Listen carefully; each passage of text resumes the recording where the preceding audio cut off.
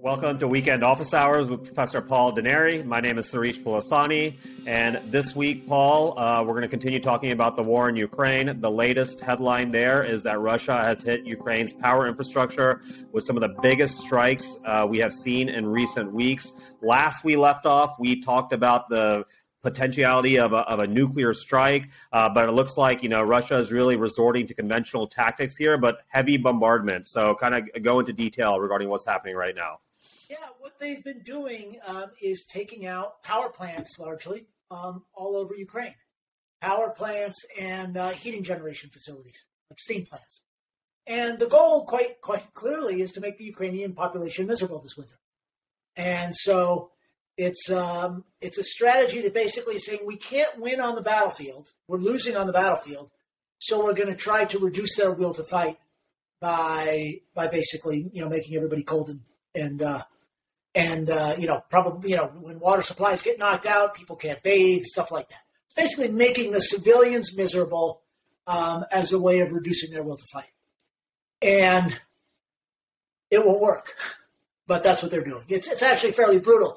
And I watched some TV or some video of one of these sort of Russian evening talk shows, kind of the same thing we have where people talk about the news and express opinions, and they were talking gleefully, really, about the misery that they were imposing on the Ukrainian civilian population. But you said it won't work. So I mean, they're taking out the power. So what's going to happen? What is the result going to be from these strikes as the power infrastructure of Ukraine gets taken out? Obviously, it's going to make the people more miserable. We're going to see a lot more casualties on the Ukrainian side. But what do you think is going to be the result of this? In terms of winning the war, I think the impact is almost minimal. The war is not going to be won 100 miles from the front because somebody in some city is cold or can't draw a hot bath tonight, right? The war that the Russians are the war that matters and that the Russians are losing is on the front, and it's over territory. And if you don't believe me, there was a great article published this week in Foreign Affairs by a guy named Robert Pape. Pape's a professor at the University of Chicago, a colleague of our friend John Mearsheimer's, and he's sort of the leading American scholar of air power, historically and today. And he published this great article sort of explaining in great detail why inflicting that kind of misery on civilian populations doesn't work, because it doesn't win the war where the war has to be won. And he gave the examples, and I think you and I have talked about some of these examples, right? Germany bombing London in World War II. All it did was make the British that much more resolved, to fight the Germans. The United States and the Brits bombing, firebombing Dresden in 1945, about which Kurt Vonnegut wrote a fantastic novel. Didn't really shape the Germans' will to fight, and so on and so on and so forth. Okay, if that's the case, that might be the case. I'm pretty sure Putin's also a student of history. He probably understands all of these things. He probably has some other motives here other than just trying to break the will of the Ukrainian people. So what do you think he's thinking? What is the long-term strategic play? Well, I think that despite the fact that it doesn't work very well, people always want to try. Because intuitively, it seems like it should make sense, right? It appeals to this very rational notion of war, which is if we raise the cost and raise the cost and raise the cost, sooner or later we'll hit a cost at which people say it's not worth it anymore. So I think even though there's all this historical evidence, there's a certain kind of logic that says it ought to work. But I think the other thing that's going on is sometimes you do what you can, right? And this is sort of a case where he's got to do something, especially for domestic consumption. And if he can't provide his people with victories on the ground, he can at least provide them a video of explosions in all over Ukraine. Mm-hmm. And so I think part of it is about that as well. Okay. I think there's some evidence. That Putin has a sense that he needs to placate the Russian hardliners, and the hardliners get placated by punishing Ukrainians. Mm-hmm. There's a weird mix of the rational and the irrational here. Some of it's just like, I don't care if it helps or not. I want to hurt these people, right? That makes complete sense. That actually makes complete sense. We've seen a lot of that from Russia in this war, by the way. a lot of it doesn't matter whether it helps win the war or not. We just want to hurt people. And, that's. So at this point, that's what's happening. Putin might be placating the hardliners, but he is continuing to lose territory on the front, though. Is that correct? Yeah, I think the big question here is, and I'm particularly focused on Kherson in the south, and I've been saying since the beginning of this war, it's really that ground that Russia gained in the south of Ukraine along the northern Black Sea that's really crucial. In Kherson, I don't think I can overemphasize how important that is. In part because of where it is on the coast of the Black Sea, but in part because of where it is in terms of the water supply for Crimea. And the Ukrainians are very close to pushing the Russians out of the city of Kherson and basically back to the eastern bank of the Dnipro River. And that would be a very, very big deal. It would make Ukraine's lines much easier to defend, to push Russia back there, and it would be a big loss, both, I think, strategically and symbolically for Russia. The question is, can the Ukrainians achieve that before the weather gets bad, before Russia is able to bring more reinforcements, et cetera, et cetera? So I think the Ukrainians, my senses, are making a big push now, but it's very costly for both sides. Okay, let's say this happens. Let's say it goes Ukraine's way. They're able to retake that territory. Russia, the troops on the ground, retreat to some degree. What happens next? What does Putin do next? Well, I think what Russia is going to try to do here or somewhere else, right, is to stabilize the lines, right? Russia's strategy now, to the extent it has a strategy, has to be based on keeping what it has. And if they have next week less than they had this week, I still think that's going to be the strategy. What is interesting is when they lose some key things like Kherson, or when they lose some more important, nominally, symbolically important places in Donetsk or in Luhansk, there will begin to be some pressure again from these same hardliners to say, we've got to take those back. But I think it's really a question of Russia at this point trying to stabilize its gains, push the war into a stalemate, the stalemate that everybody's been predicting, and then hunker down and wait for the Ukrainians, to run out of steam, and the Europeans and the Americans to run out of steam. To that point, a prominent United States congressman, I think his name is McCarthy. Yep. He's potentially the next Speaker of the House if the Republicans win the majority. And what he said was, we're not going to write Ukraine a blank check. Okay, so what does this mean for the war? What does this mean? How is Zelensky looking at this, and how does this play out? Well, I think Zelensky is very frightened. There was a Republican and two Democratic members of the House in Kiev this week, and he talked about the great friendship and the support and so on and so forth. And basically, he's trying to remind these American congressmen that they really do want to support Ukraine. There is a pro-Putin wing in the Republican Party, and it seems to be growing. And it seems to be motivated in part by this pro-Putin sentiment. They love strong men. Is that the case? Is it pro-Putin, or is it more that they just don't want the United States to get involved in these international conflicts that's not going to bring a lot of things back here? So I would challenge you to go back and look at their voting records on Iraq, and we'll see how peaceful they are. Well, they've all flip-flopped on Iraq. They've all, it's like a distant memory at this point. I agree with you there, but... It's a mix, right? There's an isolationist streak in United States public opinion going back 250 years. I don't want to say it's a mile wide, but it's always been there, and it's always been substantial, right? But it really kind of with the attack on Pearl Harbor, right, that kind of got pushed out of the mainstream. And sort of post-Iraq, post-Afghanistan, it's back. So there's a mixture of things going on in the Republican Party. It's some good old-fashioned isolationism, and it's some Putin envy. When you say Putin envy, they just respect the strongman dictator, is what you're saying. Absolutely. I mean, look at the things that Donald Trump said about Putin. Look at the growing connection between the right wing of the Republican Party and Viktor Orban in Hungary, right? There's this sort of global authoritarian axis.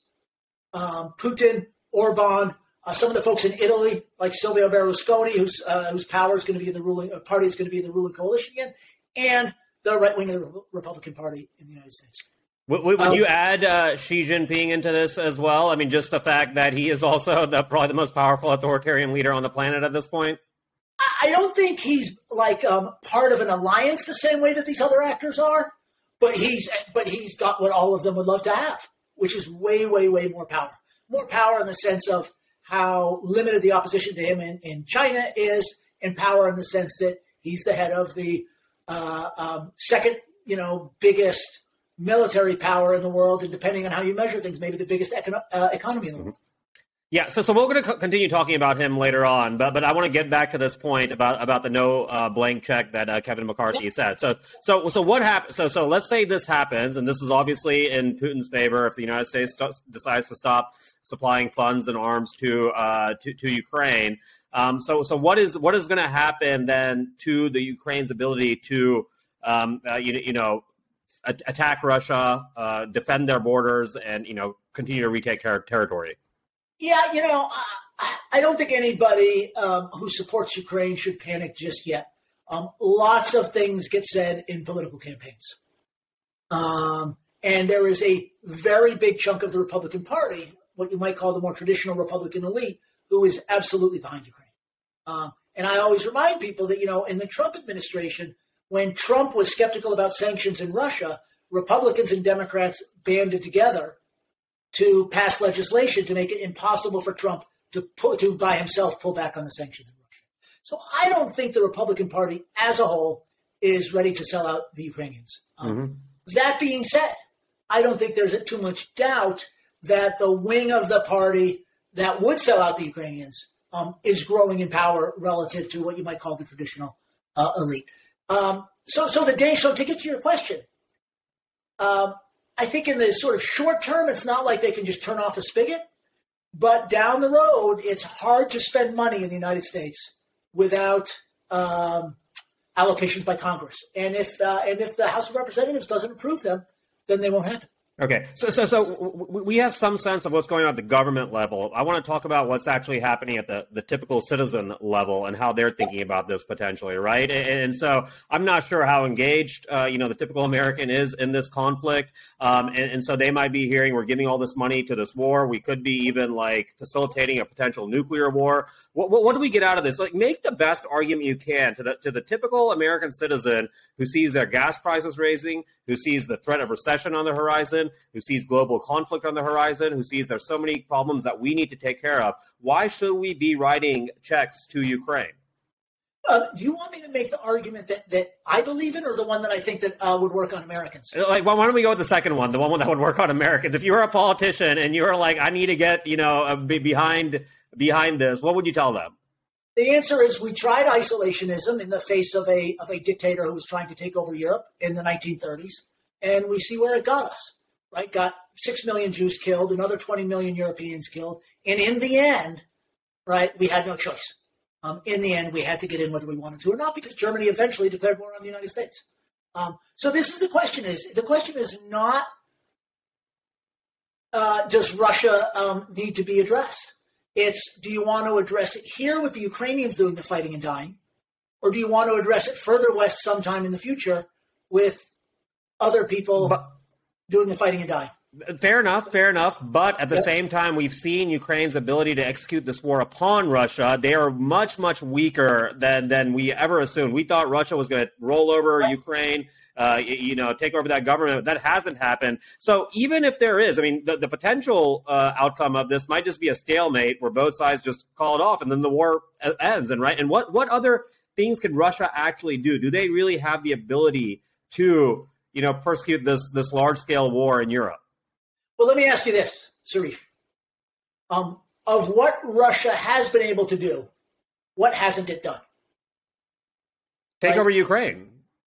Well, but not because it won't try, but because it can't, and largely because the United States is providing weapons to Ukraine. The point that I'm getting at is 20 years ago, I can tell you, because I've actually been watching this for 30 years, right? Nobody thought Russia was going to invade Ukraine because we thought Russia's not that kind of country. It's nuts, right? And that's, again, where I would draw the analogy to Hitler, which is every single time we have estimated Putin's aggression and his willingness to do things that were crazy because of how aggressive they were, every single time we've gotten him wrong, right? We've gotten him wrong. And so I think at this, this fool me once, shame on me. Fool me once, shame on you. Fool me twice, shame on me. How many times are we going to think that this guy has limited ambitions, right? Before we say, holy crap, now he's in Paris, right? Mm-hmm. And of course, does that seem far-fetched? Of course that's far-fetched. Of course that's far-fetched. The question is, where does he stop if somebody doesn't stop him? Mm-hmm. And if I were you, I would not want to bet on that stopping somewhere east of things that we care about. Now, there is a school of thought that says, and there was the school of this thought in the 1930s, that said, right, if the Nazis take over all of Europe, what do we care? We've got North America, right? If the Soviets, there were people, not too many people said this during the Cold War. In the Cold War, we said, no, we don't want the Soviets to do that. But we could say, let's let Russia take all that stuff over, or Russia and China together. There is this notion, right, that we can hunker down and kind of build a fortress America. I think that worked a lot better in the 19th century economy than in the 21st century economy. If you're worried about your gas prices now and your food prices, right, try cutting us off from the global economy. Mm-hmm. No, that's fair. That's fair. And, we probably have a long way to go before the United States makes any decisions on this on this front. But I think you definitely pose a strong argument here on why we should continue supporting it. And the fact of the matter is Ukraine is able to. Yeah. That doesn't even get to the sense of doing what's decent. No, exactly. I even left that part out. Like doing what's right is a whole other argument. And the fact of the matter is, if it wasn't for U.S. and European support so far, this wouldn't be at the stage we are right now. Right? It could very well be that Ukraine could have collapsed and Russia would have been had eyes on other parts of Europe already. So it is very much due to the support that they've gotten so far that they've been able to do so well during this conflict. So I agree completely. Okay, so before we change topics, I want to see what do you foresee happening? What other major things have happened over the past week that you think are really important? There's one other thing that I thought was interesting, which is there's a couple of, I don't want to call them signs. They're not quite signs. They're like wisps of smoke indicating that maybe the Russian government is looking to negotiate. And one of them I'll just point to is there was a phone conversation this week between Lloyd Austin, the U.S. Secretary of Defense, and Sergei Shoigu, the Russian Minister of Defense. It's their first conversation since May. Nobody knows. Fair play to them, right? They've actually not leaked the contents of the call, which is unusual. But that's a sign that maybe there's an effort to say, let's find a way out. And that would be good news for everybody. Mm-hmm. It seems to me. Best case scenario, what would make all of our previous points completely moot if something like that happened? Well, it's hard to say what the best case scenario is. And I'm, as somebody who's pretty supportive of Ukraine, I make all my Ukrainian friends extremely angry when I talk about how I think this should end, because I'm one that believes that Ukraine is probably better off as Ukraine without some of those territories in the east. Donetsk Oblast, I don't think Ukraine as a country benefits from having Donetsk Oblast as part of it. But of course, right, it's not my territory to give away. No, I think the best solution is the Russians get pushed out, right? The Russian army collapses. The Russian army gets pushed out. The Ukrainians get all their territory back. Mm-hmm. I think what's a sort of best realistic solution is you get back to where we were in February. And then, and this is an important point, not back to where we were in February in the sense of that's a sort of a conflict and it might brew up again any second, but back to where you were in February with some arrangements in place, right, to ensure that the war doesn't restart again a year from now or 5 years from now, mm-hmm. which it easily could if we don't look after that. Mm-hmm.